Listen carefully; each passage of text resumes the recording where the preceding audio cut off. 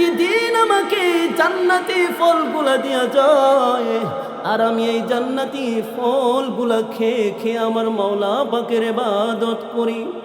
এই কথাগুলা শোনার পর হযরত ঈসা আলাইহিস সালাতু ওয়াস সালাম এইবার আল্লাহকে ডাক দিয়া বলেন, ওগো আল্লাহ,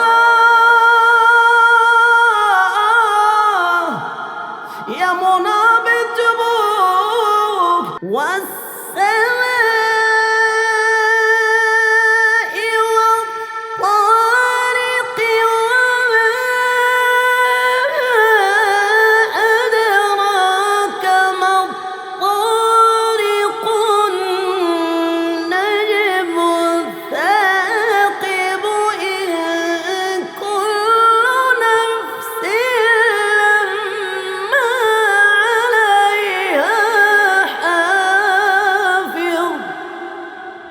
সমাধান চাও যদি জীবনে মরণে, ফিরে যাও খুঁজে নাও চোখ রাখো কোরআনে।